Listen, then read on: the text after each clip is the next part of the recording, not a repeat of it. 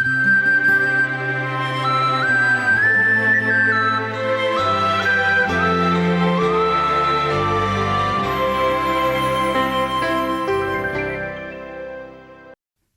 Look मात्र एहन एकटा सुसमाचारक लेखक छथि जे वर्णन कयने छथि कि पिलातुस यीशु मसीहके राजा हेरोदेसक लग पठा दैत छथिन। एहि बातक आर कतहु दोसर सुसमाचारमे बखान नहि कयल गेल छै। प्रभु यीशु मसीह सूलीक ऊपर चढ़ावावला बात जे अछि तकरो विषयमे हमरा लोकनि आब देखब, किएक तऽ हमरा लोकनि अब एहि पोथीके लगभग आखिरी प्रभागमे पहुँच रहल छी। हमर मित्रवर सूलीक ऊपर चढ़ि कऽ प्रभु यीशु मसीह मनुष्य जातिक लेल प्राण देलखिन आ हुनका गाड़ल सेहो गेलनि आ ओ मृत्युक मसँ तेसर दिन जी उठलाह। एहि बातक विषयमे हमरा लोकनि अब अध्ययन करबाक दिस बढ़ि रहल छी। मुदा आजुक दिन हमरा लोकनि देखब कि प्रभु यीशु मसीहके पिलातुसक दरबारमे उपस्थित कयल जा रहल अछि। प्रभु यीशु मसीह यरूशलेमक विनष्ट होयबाके आर तकरा ऊपर दुश्मनके प्रहर कहर होयबाके विषयमे बतौने रहथि, जकरा विषयमे हमरा लोकनि अध्ययन कऽ चुकल छी। जेना हम कहने छलहुँ हैं कि AD 70 में यरूशलेमके पूर्ण रूपे नष्ट कयल देवल जाइत अछि। ई बात इतिहासकार सब सेहो लिखैत छथि। प्रभु यीशु मसीह एहि विषयमे भविष्यवाणी कयने छलाह। प्रभु यीशु मसीहके लोकसभ पिलातुसक सन्मुख ठाढ़ करैत छथि। एहि बातक हमरा लोकनि देखैत छी। प्रभु यीशु मसीह पिलातुसक सन्मुख ठाढ़ कयल गेलाह। तहन एहि बातक सत्यापनक हेतु अहाँ पवित्र पोथीके एक और दोसर पदक पढ़ब तऽ एहि दुनू पदमे प्रभु पिलातुसक सन्मुख अनबाक वर्णन बतायल गेल अछि। तहन धर्म सभाक सदस्य उठि कऽ यीशुके पिलातुसक लग लऽ गेलाह। ओतऽ ओ सब यीशुके ऊपर बाजि कऽ दोष लगाबऽ लागलनि जे लोकक की भड़काबैत छथि। ई कैसरक कर देबासँ मना करैत छथि आ स्वयंके मसीह कहैत छथि। जँ अहाँक लग पवित्र पोथी बाइबिल अछि तकरा अहाँ पढ़ि कऽ देख सकलहुँ हैं। पिलातुस रोमी राज्यपाल छलाह जे फलिस्तीनमे छलाह। ओ प्रायः फसहके कालमे यरूशलेममे आबैत रहथि आ ओतऽ इसराइलीके बड़का झुंड एहिठाम फसहक पबनी मनेबाक लेल सेहो एकत्रित होइत रहैक, किएक तऽ ई मूसाके व्यवस्थाके एकटा बड्ड गंभीर प्रभाव छल आ एहि पबनीमे सबके भाग लेनाइ बड्ड आवश्यक रहैक। पिलातुस प्रभु यीशुसँ पुछलनि कि अहाँ यहूदीके राजा थिकहुँ हैं? प्रभु यीशु उत्तर देलनि जेना अहाँ स्वयं बाजि रहल छी। अर्थात प्रभु यीशु मसीह बड्ड सटीक भाषामे, बड्ड गंभीर भाषामे आ बड्ड सरल भाषामे एहि बातक बता देलखिन जे हाँ, हम यहूदी के राजा थिकहुँ हैं। एहि बातक अहाँ स्वयंमे पाबि सकलहुँ हैं। जँ अहाँ खोजनिहार छी तऽ अहाँ खोजि लेबै कि यीशु मसीह के छथि। ई बात तऽ बड्ड सत्यक रहैक जे पिलातुस हुनका ओहिठामसँ अनेरे चाहैत रहथि जे चलि जायक। तहन पिलातुस महायाजक और लोक सबसँ कहलथि, हम एहि मनुष्यमे कोनो दोष नहि पाबैत छी। अर्थात हृदयसँ पिलातुस नहि चाहैत रहथि कि यीशु मसीहके ओ दंड देथि। प्रभु यीशुके दंड देबाक इच्छा हुनका नहि रहनि। तैं पिलातुस कहैत छथि कि मनुष्यमे हम एहन कोनो दोष नहि देखैत छी। अर्थात प्रभुमे एहन ओ कोनो दोषक नहि देखैत छथि। मुदा ओ और दृढ़तासँ बाजऽ लगलखिन, ई गलील प्रदेशसँ लऽ कऽ यहूदा प्रदेश धरि जनताके भड़का देने छथि। ई गलील प्रदेशसँ आरंभ कयने रहथि और मात्र एहिठाम आबि चुकल छथि। अब धार्मिक नेता सब प्रभु यीशु मसीहके ऊपर लोकक भड़बैकाके आरोप लगाबैत छथि। ओ सब कहऽ लागलखिन ई लोक सबके भड़काबैत छथिन। हुनका ई मालूम भेलनि जे प्रभु यीशु मसीह हेरोदेसक रियासतक छथि। तहन ओ यीशुके हेरोदेसक लग पठा देलखिन, किएक तऽ ओहि दिनमे हेरोदेस सेहो यरूशलेमेमे रहथि। कारण की रहैक जे पिलातुस प्रभु यीशु मसीहके बीचमे आबे की इच्छा नहीं राखैत रहथि। बहुत विद्वान सब एहि बातक सेहो अभिव्यक्ति करैत छथि कि पिलातुसके सेहो विश्वास भऽ गेल रहनि कि कोनो अदना मनुख नहि छथि, ई निश्चित रूपेण परमेश्वरक दिससँ पठाओल गेल केओ लोक छथि। किएक तऽ पिलातुस प्रभु यीशु मसीहके विषयमे बहुत दिनसँ सुनैत रहथि।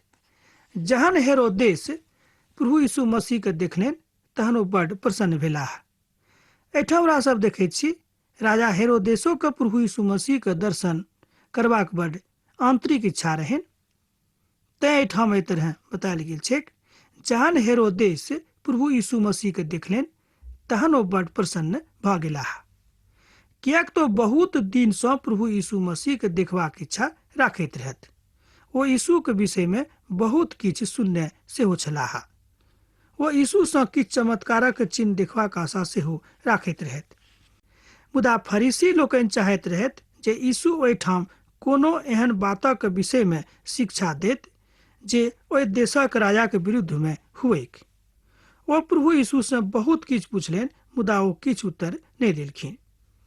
एहिठाम हमरा लोकनि देखैत छी कि प्रभु यीशु मसीह ठाढ़ भऽ कऽ मनुष्य जाति जे हुनका ऊपर आरोप आ प्रत्यारोप लगा रहल छथि तकरा ओ सुनि रहल छलाह, बा एना कहियो अपन ईश्वरीय आँखिसँ ओहि सभटा घटनाक्रमके देख रहल छलाह। हमर प्रभुके लग राजा हेरोदेसक खातिर एक शब्द मात्र नहि रहनि, किएक तऽ अब हुनक एहिठामसँ विदा होयबाके काल भऽ रहल छलनि। महायाजक आ शास्त्री लोकनि ओहिठाम ठाढ़ छलाह और ओ सब तन मनसँ प्रभु यीशुके ऊपर दोष लगाबे लगलखिन। ओहि दिनक दिन पिलातुस और हेरोदेस मित्र बनि गेलाह। एहिके पहिने ओ एक दोसर गोटेक दुश्मन छलाह। हम देखैत छी कि प्रभु यीशु मसीह अपन जायतो कालमे एहि दुनूके मिला दैत छथि जे एक दोसर गोटेके जानी दुश्मन छलाह। एहिठाम हम ई बातक सेहो बाजि सकलहुँ हेँ कि प्रभु यीशु मसीह मेल मिलापक पसंद करैत छथि, झगड़ा झंझट करयवला लोकके ओ पसंद नहि करैत छथिन। हेरोदेस प्रभुके पुनः पिलातुसक लग घुरा देलखिन। तहन एहि बातक बुझि सकलहुँ हेँ जे हेरोदेस स्वयं प्रभु यीशुके बीचमे नहि पड़बाक इच्छा राखैत रहथिन। पिलातुस महायाजक और शास्त्री सभक बजा कऽ कहलनि जे अहाँ सब एहि मनुखक ऊपर ई दोष लगा कऽ अनलहुँ हेँ जे ई लोकक भड़का दैत अछि, मुदा हम अहाँक सन्मुख हिनका जाँच केलियै, मुदा हम हिनकामे कोनो दोष नहि पाबैत छी। एहिठाम हेरोदेसोके हम देखैत छियनि कि प्रभु यीशु मसीहके ऊपर ओ दोष लगाबैवला कहैत छथिन कि अहाँ सब हिनका ऊपर दोष लगा रहल छी, मुदा जहन हम जाँच आ परख कऽ देखलियनि तऽ हिनकामे कोनो दोष नहि छनि। अर्थात पिलातुस स्वयं प्रभुमे एहि बातक देख रहल छथि जे ई मनुष्यमे स्वर्गीय वरदानक बात भरल छनि, मुदा एहि बातक मानलाक बादो धार्मिक नेता सब ई बात मानैके लेल तैयार नहि छलाह। हमर भाई बहिन, कि हमरो सब एही तरहक लोक नहि छी? हमरो सब किछु जानलाके बाद सुनलाके बादो विश्वास करबाक हेतु तैयार नहि होइत छी। पिलातुस कहैत छथि आ राजा हेरोदेस हिनकामे एहन कोनो दोष नहि देखैत छथि जे यीशुके मृत्युदंड भेटनि। तहन देखियौ ओहि कालक लोग, एना कहियो कतेक निर्दयी लोक सब छलाह जे अड़ गेलखिन कि नहि हिनका मृत्युदंड भेटबाक चाही। अर्थात पिलातुसक एहि बातक ऊपर पूर्ण भरोसा रहनि जे प्रभुमे एहन कोनो बात नहि रहै जे प्रभु यीशु मसीहके मृत्युदंडक सजा भेटनि।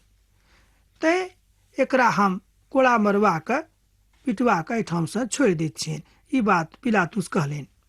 ओ पबनीक अवसर पर हुनका सभक हेतु एक कैदीके छोड़ि दैत रहथि, ई एकटा परंपरा रहै ओहि देशके। तहन सब केओ मिल कऽ शोर पाड़ि कऽ कहऽ लागल जे हमरा सभक लेल बरब्बाके छोड़ि दियौक और एकर काम खत्म कऽ दियौक। एहिठाम हमरा लोकनि एहि बातक देखैत छी ओ सब खूब जोर दऽ कऽ शोर पाड़ि पाड़ि कऽ कहऽ लगलखिन। तहन सब केओ मिल कऽ शोर पाड़ि कऽ कहऽ लगलखिन जे हमरा लेल अहाँ बरब्बाके छोड़ि दियौक आ हिनक काम खत्म कऽ दियौन। जहन सिपाही सब यीशुक लग जा रहल छलाह तहन ओ सब बाटे में सिमोन नामक एक कुरैनी मनुख के पकड़ लेलखिन जे गाम पर सँ आबि रहल छलाह। ओ सब हुनका ऊपर यीशु के क्रूस लादि देलखिन जे ओ क्रूसक ओहिठाम से लऽ जायक। एहि बातक भविष्यवाणी मूसा के पोथी में सेहो कयल गेल छैक आ तकरा बाद में एसाया के पोथी में सेहो हमरा लोकनि देख सकैत छी। जँ अहाँ पुरनो नियमक पोथी सब में देखबै तऽ एहि बातक भविष्यवाणी कयल गेल रहेक कि हुनका हेतु दोसर केओ क्रूस उठा कऽ लऽ जेथिन। जहन प्रभु यीशु अपन क्रूसक लऽ कऽ जा रहल छलाह तहन ओ बाटे में स्त्री सभक कहलनि, अहाँ सब हमरा लेल किएक कानि रहल छी? अपन अपन धियापुता के लेल कानू, किएक तऽ स्वयं के ऊपर हम क्रूस लऽ कऽ जा रहल छी आ सब मनुख के अपन अपन क्रूस स्वयं उठा कऽ जाय के छनि। हमर भाई बहिन, स्वयं के क्रूस उठा कऽ लऽ जेबाक अर्थ भेल हमरा सबके स्वयं के तकलीफक उठा कऽ लऽ जाय पड़त। हमरा सब जे किछु कयलहुँ हँ अपना जिंदगी में हमरे सबक भोगऽ पड़त, हमरा बदला में आर केओ दोसर नहीं भुगता। अर्थात प्रभु यीशु मसीह ठाम ए आत्मिक ज्ञान ओ स्त्री सबके दऽ रहल छथिन, किएक तऽ हुनका मालूम रहनि कि संसारक लेल जँ हम क्रूसक ऊपर नहीं चढ़ब तऽ मनुख जाति के त्राण कोना कऽ भेटतैक। मनुख जाति के त्राण देबाक लेल त्राणदाता बनि कऽ ओहि संसार में आयल छलखिन। हमर मित्रवर, ओ सब और दू मनुख के जे कुकर्मी रहथि प्रभु यीशु के संग वध करबाक हेतु आनलखिन। तहन ओ सब ओहिठाम जाय जगह के लोग खोपड़ी कहैत रहैत पहुँचैलथि। तहन ओ सब ओहिठाम प्रभु यीशु के और ओहि दुनू कुकर्मी के क्रूसक ऊपर लटका देलखिन, एक का दहिना तरफ आ दूसरा का बायां तरफ। अर्थात प्रभु यीशु के संगे अपराधी लोक के प्रभु यीशु के संग क्रूसक ऊपर लटकावल गेलै। तहन हम बुझि सकैत छी कि जे कहियो कोनो तरहक पाप नहीं केने छलाह आ नहि केकरो प्रति कोनो तरहक अनर्थक भावना सेहो राखैत रहथि, हुनका पापी लोकक संग क्रूसक ऊपर चढ़ऽ पड़लनि। एकटा एना बुझियौ कि एकटा समान अपराधी बनि कऽ जे आम अपराधी लोक होइत छथि, प्रभु यीशु मसीह अपराधी बनि कऽ क्रूसक ऊपर चढ़ैत छथि। किनका लेल? तऽ अहाँक लेल आ हमरा लेल आ संपूर्ण मनुष्य जाति के त्राणक लेल। तहन यीशु कहलनि, हे पिता, हिनका सभक क्षमा करब, किएक तऽ ई सब नहीं जानैत छथि जे ई सब की कहि रहल छथि। संपूर्ण विश्व के महान क्षमा के पद थिक। एहि तरहक क्षमा अहाँ आर कतौ दोसर ठाम नहीं पाबि सकलहुँ हँ। देखियौ केहन दृश्य अछि। प्रभु यीशु मसीह सूली पर छथि, सब केओ हुनक तमाशा देख रहल छथिन, सब केओ हुनका विरुद्ध में बाजि रहल छथिन। एहिके बादो ओ प्रशांत सूली पर छथि। तकरा बाद ओ पिता से प्रार्थना करैत छथि, हे पिता, हिनका सभक अहाँ क्षमा करब, किएक तऽ ई सब नहीं जानैत छथि जे ई सब की कऽ रहल छथि। प्रभु एहिठाम ओहि लोकक क्षमाक बातक बाजि रहल छथि जे हुनका क्रूसक ऊपर चढ़ा देने छलखिन। देखियौ, एहिसँ पैघ क्षमा के बात अहाँ आर कतौ दोसर ठाम नहीं पाबि सकलहुँ हैं।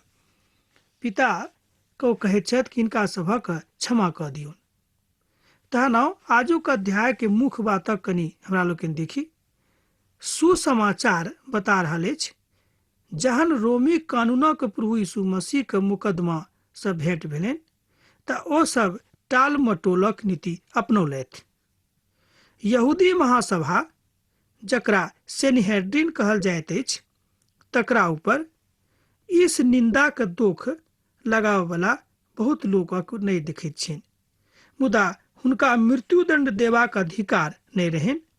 ते धार्मिक अगुआ सब हुनका पिलातुसक लग लऽ गेलाह। ई बात रोमी कानूनक एकटा विरुद्ध में बात रहेक, मुदा हुनका लेल ई सबटा बात कयल गेलनि। कहियो कहियो हमरो सभक जिंदगी में एहि तरहक बात आबि सकैत अछि। यीशु के क्रूसक ऊपर एकटा सूचना पट लगा देवल गेलै, पटिया। ओहि पर लिखल गेल रहे, यहूदी के राजा थिकाहा। प्रभु के अगल बगल में जे कुकर्मी लोकनि रहथि से बहुत जोर जोर से ओहिमे से एक गोटे निंदा प्रभु करनाइ आरंभ कऽ देलखिन। ओ कहलनि कि जँ अहाँ मसीह थिकौं तऽ स्वयं के बचाउ आ हमरो बचाउ। मुदा ओहिमे से एक गोटे जे हुनका बगल में छलनि टांगल क्रूस पर, ओ कहलनि कि यौ अहाँ किया केना बाजि रहल छी? ई मनुख तऽ एहन कोनो काज नहि कयने छलाह जे हिनका मृत्यु दंड भेटनि, मुदा हमरा सब तऽ अपन पापक के भोग भोगि रहल छी।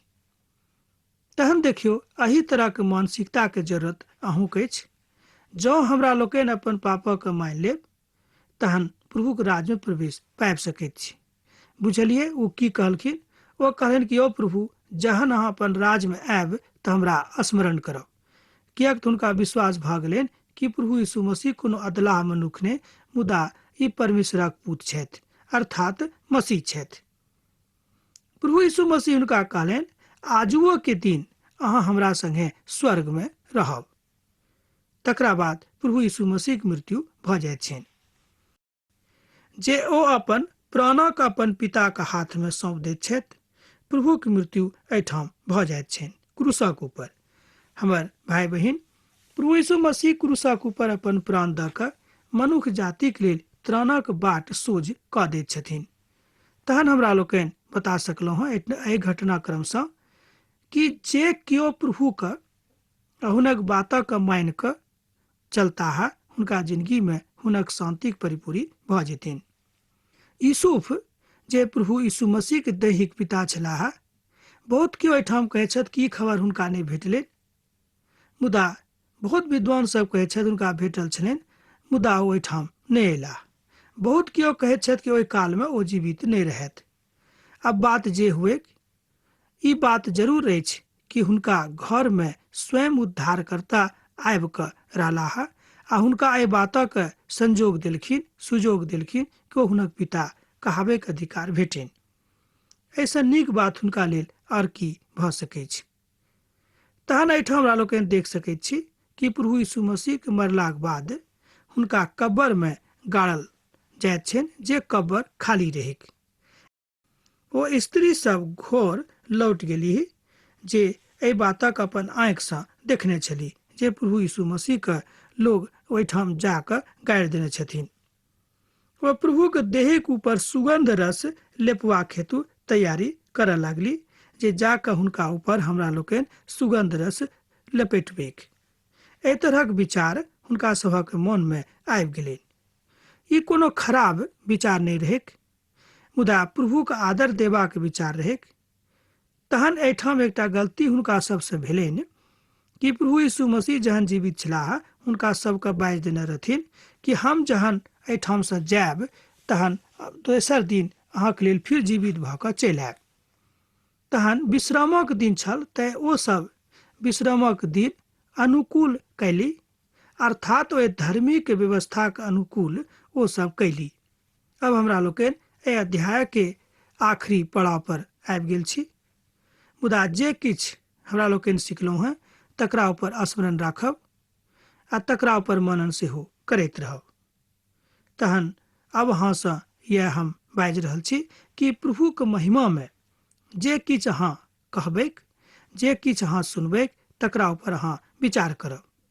ओहि काल में, अर्थात जाहि काल में प्रभु यीशु मसीह के मृत्यु दंड देवल गेलै, मूसा के व्यवस्था के ओहि देश में खूब नीक रीतिसँ लागू होइत रहैक, मुदा ओ स्त्री सब विश्राम दिनक खूब नीकसँ मनाबैत रहली, किएक तऽ मूसा के व्यवस्था में एहि बातक बतायल गेल छै कि विश्राम दिन इसराइली लोकक मनाबैक रहनि से ओ सब मनाबैत छलाह।